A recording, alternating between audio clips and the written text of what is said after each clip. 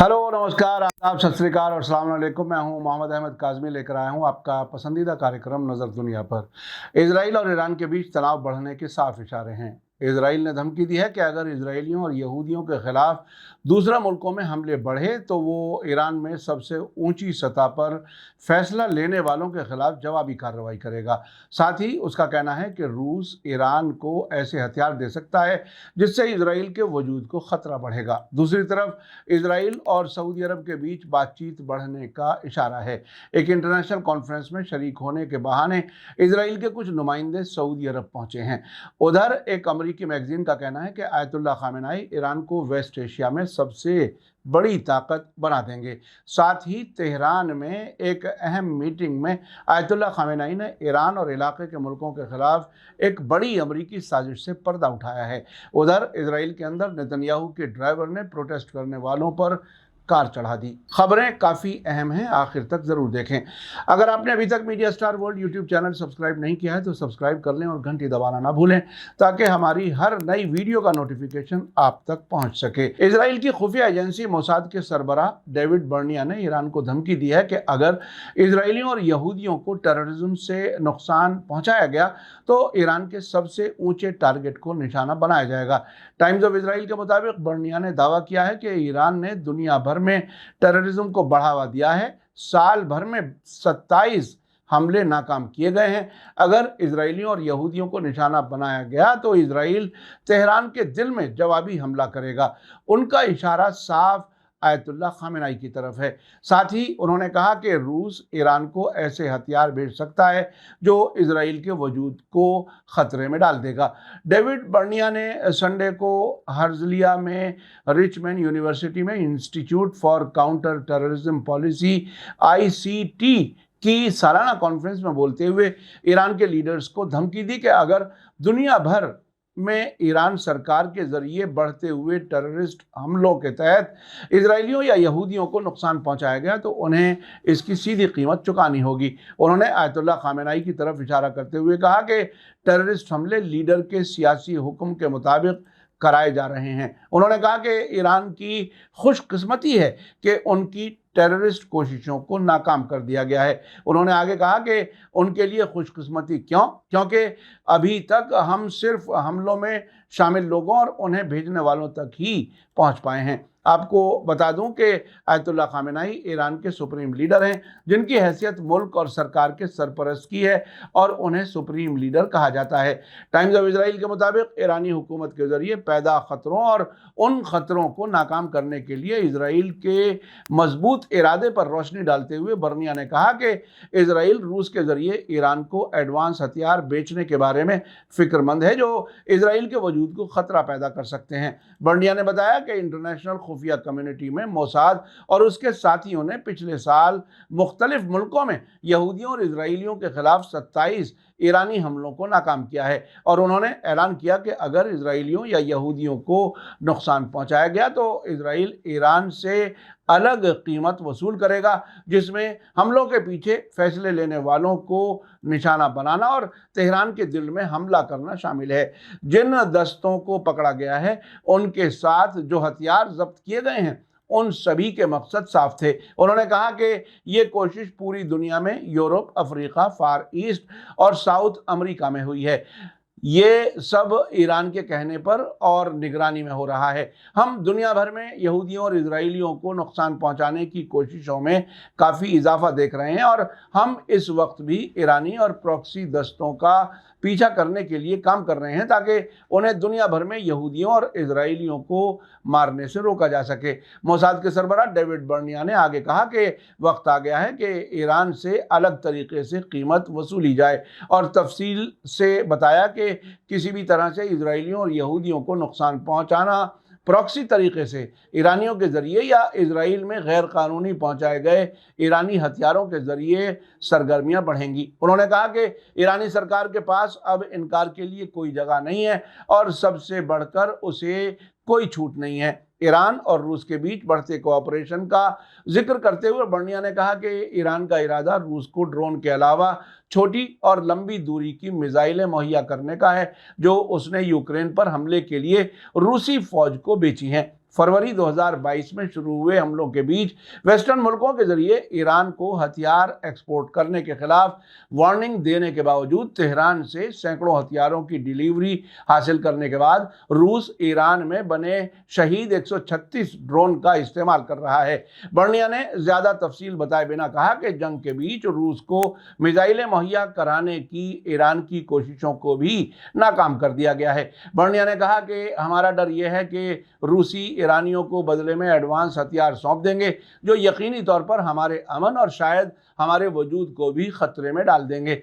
इसी बीच कल ही times of Israel ने बताया है कि सबसे पहली बार इजरायली अफसरान यूनेस्को कॉन्फ्रेंस में शरीक होने के लिए सऊदी अरब पहुंचे हैं। अमेरिका के जरिए इजराइल से फॉरेन और एजुकेशन मिनिस्टर्स के लिए वीज़ा हासिल करने की कोशिशों को वापस लेने के लिए कहने के बाद इजराइल के नौकरशाह और डिप्लोमेट्स वर्ल्ड हेरिटेज कॉन्फ्रेंस में शामिल हो रहे हैं। एक इजरायली अफसर ने कल टाइम्स ऑफ इजराइल को बताया कि 9 सरकारी अफसरों का एक इजरायली डेलीगेशन यूनेस्को की वर्ल्ड हेरिटेज कमेटी की मीटिंग के ऑब्जर्वर के तौर पर सऊदी अरब में है। ये दो तरफा दौरा नहीं है और ये साफ नहीं है कि इजरायली अफसरों की सऊदी जिम्मेदारों से मुलाकात होगी या नहीं। सऊदी अरब और इजराइल के बीच डिप्लोमेटिक ताल्लुकात नहीं है, हालांकि व्हाइट हाउस ताल्लुकात नॉर्मल कराने की कोशिश कर रहा है। पिछले हफ्ते इजराइल ने उस मीटिंग में शरीक होने के लिए 2 मिनिस्टर्स को सऊदी अरब भेजने के लिए वीज़ा लेने की कोशिश की थी। चैनल 13 के मुताबिक अमेरिका के दबाव के बाद इजराइल ने फॉरेन मिनिस्टर एली कोहन और एजुकेशन मिनिस्टर योव किश के लिए वीज़ा पर जोर नहीं देने का फैसला किया था। अमेरिका ने इजराइल को सलाह दी थी कि वो रियाद को परेशान करने वाली हालत में ना डाले, जबकि कहीं ज़्यादा अहम ताल्लुकात नॉर्मल करने की कोशिशें की जा रही हैं। इसी बीच अमेरिका की बहुत ही अहम समझी जाने वाली मैगजीन फॉरेन अफेयर्स ने लिखा है कि आयतुल्लाह खामेनेई ईरान को वेस्ट एशिया की सबसे बड़ी ताकत बना देंगे। मैगजीन ने जोर देकर कहा है कि ईरान ने बहुत अच्छी तरह और कामयाबी के साथ वेस्टर्न पाबंदियों का मुकाबला किया है। अमेरिकी जिम्मेदारों को उम्मीद थी कि ईरान पर फाइनेंशियल और डिप्लोमेटिक दबाव के नतीजे में ईरान अपने न्यूक्लियर प्रोग्राम को बंद कर देगा, लेकिन वेस्टर्न मुल्कों ने अपने अंदाजे में गलती की। फॉरेन अफेयर्स ने लिखा है कि ईरान, रूस और चीन का एक दूसरे से कोऑपरेशन इंटरनेशनल लेवल पर अमेरिका को अलग थलग करने की सिमत में एक कदम है।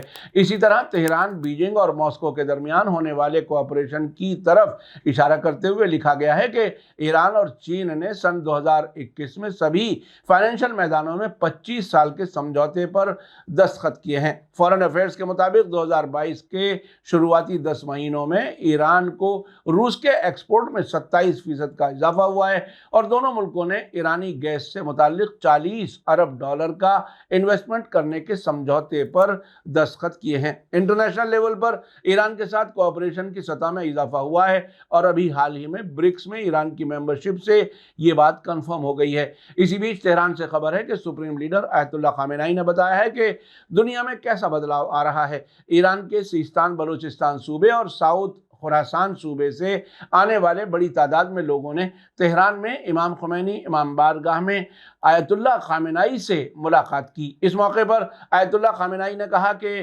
ठोस जानकारियां हैं कि अमेरिकी सरकार ने मुल्क में क्राइसिस यानी बहरान ग्रुप के नाम से एक टीम बनाई है जिसका काम ईरान और दूसरे मुल्कों के अंदर क्राइसिस खड़े करना है। इस टीम के लोग उन बिंदुओं की तलाश में रहते हैं जिन्हें क्राइसिस में बदला जा सकता हो। इस टीम ने अपनी तलाश में यह पाया है कि ईरान में कुछ ऐसे बिंदु हैं जिनके जरिए क्राइसिस पैदा किया जा सकता है। इनमें ज़ातों और कम्युनिटीज़ के बीच फ़र्क और औरत और मर्द के बीच फ़र्क का मामला खड़ा करके क्राइसिस पैदा किया जा सकता है। उन्होंने दोहराया कि हमने पहले भी कहा था कि दुनिया बदलाव के कगार पर है। ये बदलाव कई बुनियादी पहलुओं पर टिका हुआ है। एक तो दुनिया में इंपीरियलिस्ट ताकतें कमज़ोर हो रही हैं। दूसरा बदलाव यह है कि इलाके और दुनिया की सतह पर नई ताकतें उभर रही हैं। नेशनल इत्तेहाद को नुकसान पहुंचाना और नेशनल सिक्योरिटी को कमज़ोर करना दुश्मनों के दो बुनियादी मकसद हैं, लेकिन हम दुश्मनों से मुकाबले में संजीदा हैं और हमें पूरा यकीन है कि लोगों और जिम्मेदारों के होशियार रहने की वजह से वे कुछ नहीं कर पाएंगे। आपको बता दूं कि सिस्तान और बलूचिस्तान पाकिस्तान के नज़दीक के सूबे हैं जहां सुन्नी मुसलमानों की तादाद ज़्यादा है।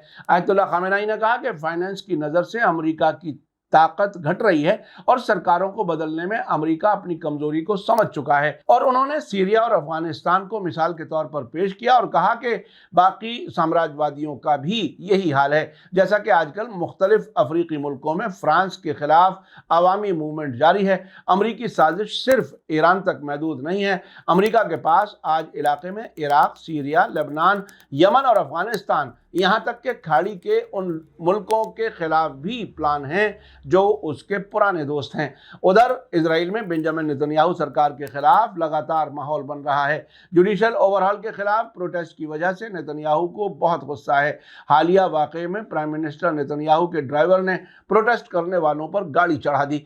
एक इजरायली अखबार ने यह बताया है कि नेतन्याहू के एक खास ड्राइवर ने इजराइल में जुडिशल ओवरहॉल से हुए बदलाव के खिलाफ तेल अवीव में प्रोटेस्ट कर रहे लोगों पर गाड़ी चढ़ा दी। इसके नतीजे में कम से कम 5 लोग जख्मी हुए हैं।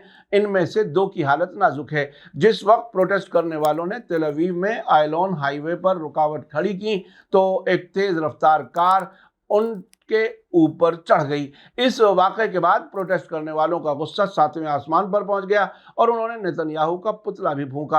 आपको बता दूं कि सैटरडे को हजारों ज़ायरीनों ने लगातार 36वें हफ्ते मुख्तलिफ इलाकों में नेतन्याहू और उनके जुडिशल ओवरहॉल के खिलाफ बड़े प्रोटेस्ट किए हैं।